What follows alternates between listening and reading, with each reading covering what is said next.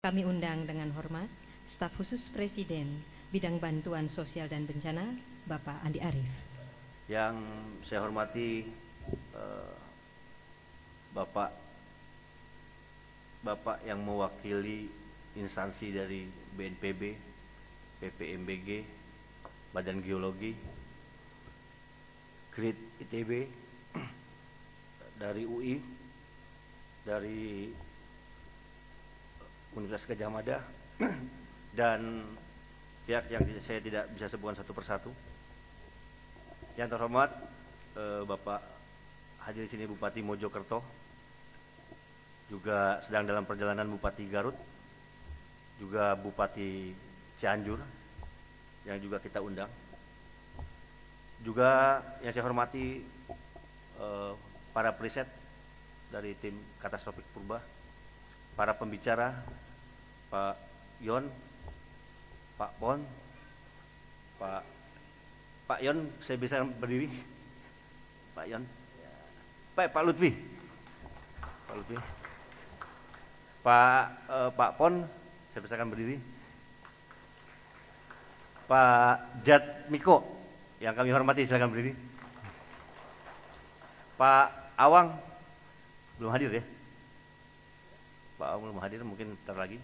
Kemudian Pak Dani Hilman, saya persilakan untuk berdiri. Pak Andang Bahtiar, saya persilakan berdiri. Pak Dr. Didit, saya persilakan berdiri. Pak Dr. Wahyu Triyoso, saya persilakan berdiri. Pak Dr. Hamzah Latif, saya persilakan berdiri. Pak Dr. Irwan Meliono, saya persilakan berdiri. Dan Saudara Hoki Sitongkir, saya persilakan berdiri dari Bandung V. Bapak-bapak, ibu-ibu sekalian, mungkin bertanya-tanya apa sebetulnya tim Katastrofik Purba. Tim Katastrofik Purba ini sebetulnya satu gagasan yang muncul, inisiatifnya dari prakarsa masyarakat, terutama masyarakat periset. Jadi kantor staf khusus ini hanya menginisiasi saja terbentuknya lembaga tim Katastrofik Purba, dan keberadaan tim ini diketahui oleh Presiden. Jadi memang tugas saya adalah melakukan koordinasi, konsolidasi terhadap semua institusi, dari mulai institusi resmi maupun dari kampus serta para periset. Jadi hampir semua riset-riset yang nanti akan dipaparkan adalah riset inisiatif.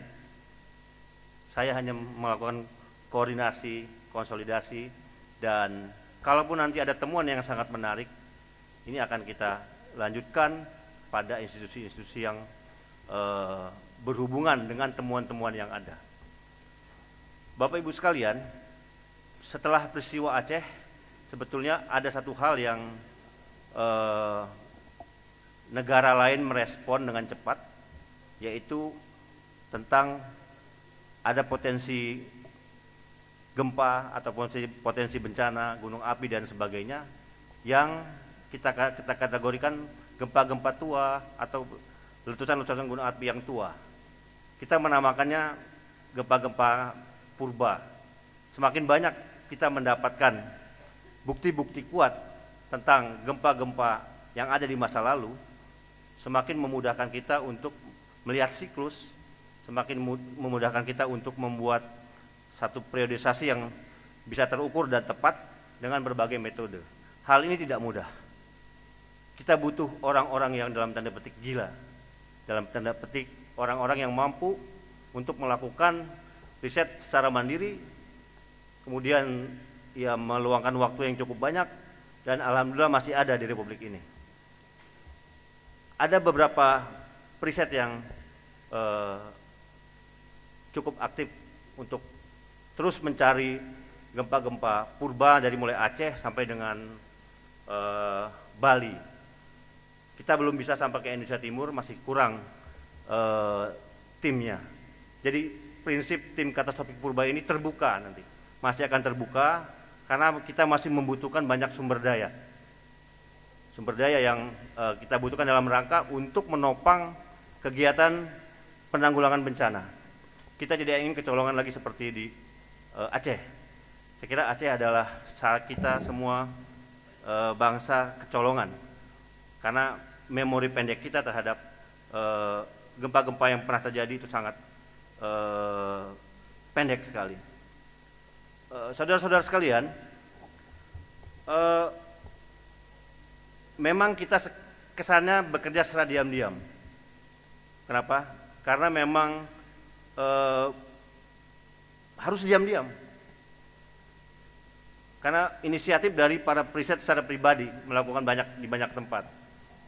Baru pada hari ini kita secara terbuka mengeksposnya. Dan temuan-temuan tim katastrofi purba ini secara informal juga didiskusikan pada beberapa pihak.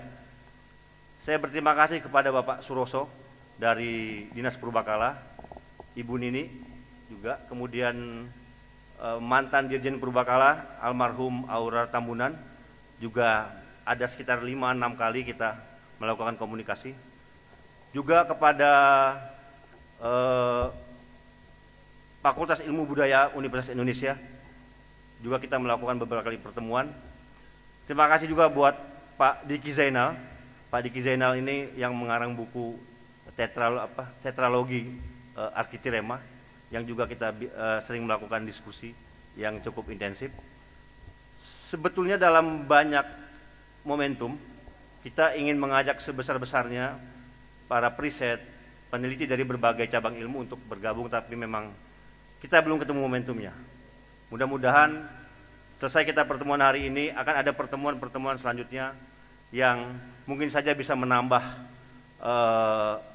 terutama katalog daripada kegempaan, gunung api, dan banyak bencana yang lain.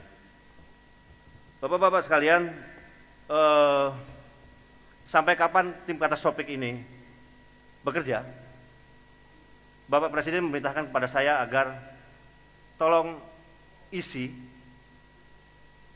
ruang yang kosong dari sistem kebencanaan yang ada di Indonesia. Salah satu yang kita tidak miliki karena berdasarkan Undang-Undang 24/2007 itu adalah pada persiapan mitigasi yang membutuhkan data-data yang lama, data-data kebencanaan, kegempaan yang lama. Kita lihat misalnya, mudah-mudahan nanti bisa dikoreksi, hampir beberapa tempat yang bisa diriset gempanya itu lebih banyak dilakukan oleh periset-periset yang sifatnya pribadi. Patahan Sumatera, kemudian sesar di Bandung ini Simandiri, dan sesar Lembang, kemudian Selat Sunda dan lain sebagainya juga lebih banyak pada riset-riset pribadi. Tidak berstruktur sehingga kita khawatir dengan tidak ada koordinasi nanti ini bisa mitigasi kita bisa gagal.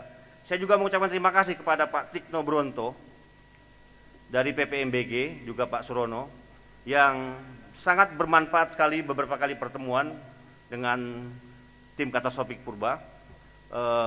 Sayang karena kesibukan Pak Tikno yang ada rutinitas di Bandung, kita mengundang sekali-sekali ke Jakarta dan selalu berkonsultasi untuk tentang temuan-temuan ke gunung apian dan sebagainya. Sebetulnya kita mau mengundang Pak Jatmiko, cuman Pak Jatmiko mungkin cukup sibuk. Pada hari ini Pak Jatmiko bisa hadir, alhamdulillah, dan kita bisa berdiskusi untuk yang ditemukan oleh tim katastrofik Purba. Apa dan bagaimana tim katastrofik Purba nanti akan dijelaskan oleh ketua tim katastrofik Purba. Tapi yang jelas bahwa posisi kantor staf khusus Presiden adalah untuk mencari data-data kegempaan yang tua, yang lama. Yang ini akan kita sumbangkan pada BNPB, pada BMKG, dan pada lembaga-lembaga yang ada. Siapapun yang bisa melakukan penelitian, pernah melakukan penelitian, dan pernah menemukan bukti-bukti gempa-gempa yang tua, gempa-gempa yang lama, selalu terbuka untuk bergabung dalam tim katastrofik Purba ini. Karena ini sifatnya ya inisiatif masyarakat. Saya kira ini pengantar saya tentang apa itu tim katastrofik Purba. Kapan tim katastrofik Purba melenyap? Ya saya kira kalau memang sudah harus dipandang melenyap, kita akan melenyap. Kalau sudah dirasa cukup untuk menemukan, saya kira Jepang merespon setelah peristiwa Aceh 2004 adalah membuat 4 komisi. 1 komisi gempa Sendai dan Tokai, kalau nggak salah. Kedua, komisi gempa purba. Ketiga, komisi mitigasi nasional. Keempat, komisi evakuasi Jakarta, evakuasi Tokyo. Jadi mungkin kita tidak meniru Jepang ya, tapi kebetulan sama bahwa kita membuat satu cikal bakal komisi gempa purba. Karena ternyata beberapa peristiwa terakhir ini lebih pada mendekati pola-pola purba, pola-pola yang lama. Itu saja saya kira pada hari ini. Memang topiknya adalah lebih banyak kesimpang siuran di luar, seakan-akan tim katastrofi purba ini mencari piramida. Saya katakan sama sekali kita tidak pernah mencari piramida. Kita mencari data-data kegempaan yang ada. Kalaupun dalam pelaksanaannya kemudian ditemukan ada fakta-fakta tertentu, saya kira itu bidang yang akan diteruskan kepada instansi-instansi yang terkait. Jadi ini satu klarifikasi buat para hadirin semua bahwa kita tidak mencari piramida, tapi kita mencari bencana-bencana masa lalu. Apakah itu berhubungan nanti dengan temuan-temuan itu, nanti para ahli akan menjelaskan kepada publik. Saya kira itu saja. Saya mengucapkan terima kasih yang tak terhingga kepada semuanya untuk bisa hadir pada hari ini.